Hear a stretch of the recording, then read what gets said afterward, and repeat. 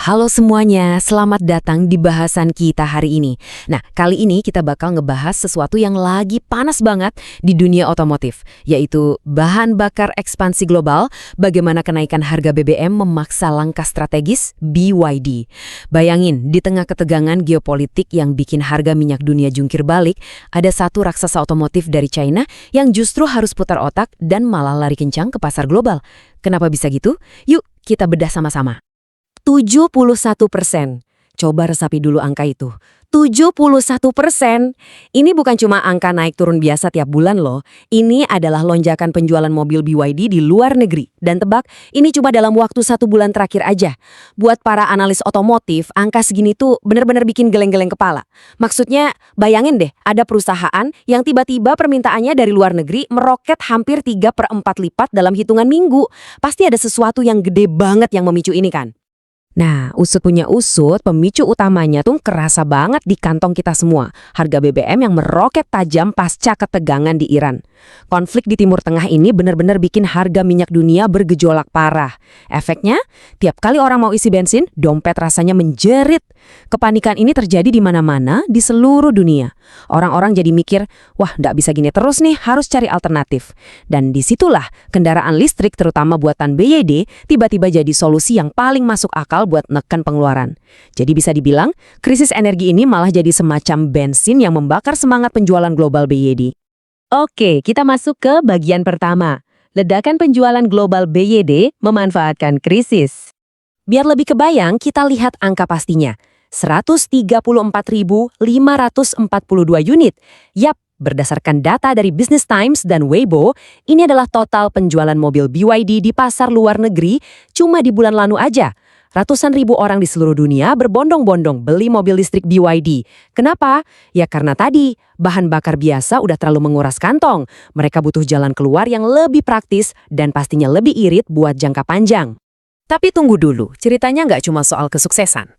Kita masuk ke bagian 2, badai di pasar domestik, penurunan yang tak terduga.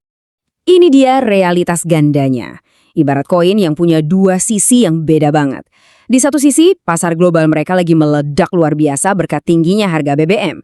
Tapi di sisi lain, dan ini yang bikin kaget, penjualan keseluruhan mereka di pasar domestik alias di kandang sendiri justru turun menjadi 321.123 unit. Jadi bayangin posisi BYD sekarang. Mereka lagi nyetak rekor gila-gilaan di luar negeri, tapi di rumah sendiri mereka lagi babak belur.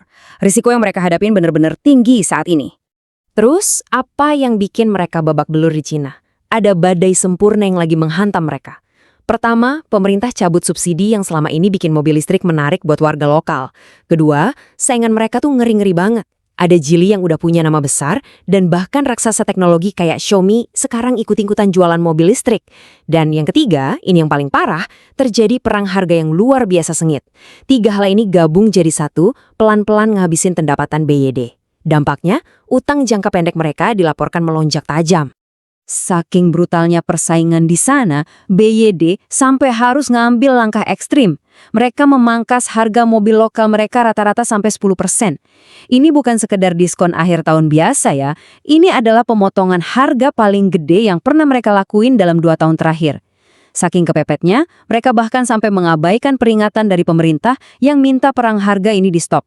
Pokoknya potong harga aja terus biar tetap kompetitif. Kelihatan banget kan seberapa besar tekanan yang mereka hadapin di rumah sendiri? Maka dari itu, mereka harus putar otak. Kita lanjut ke bagian 3, ambisi ekspansi luar negeri. Langkah strategis mutlak. Karena di dalam negeri lagi berdarah-darah, ekspansi ke luar negeri bukan lagi sekedar rencana sampingan, tapi mutlak buat bertahan hidup. Ambisi baru mereka nggak main-main, 1,3 juta unit. Mereka benar-benar ngotot mau ngejual 1,3 juta kendaraan di luar Cina tahun ini aja. Ini lompatan target yang luar biasa masif dibandingin tahun-tahun sebelumnya. Kenapa mereka sepede itu? Sekali lagi, karena harga BBM yang terus mencekik warga dunia. BYD ngelihat ini sebagai celah emas yang harus, wajib dimanfaatin buat ngejar target raksasa tersebut.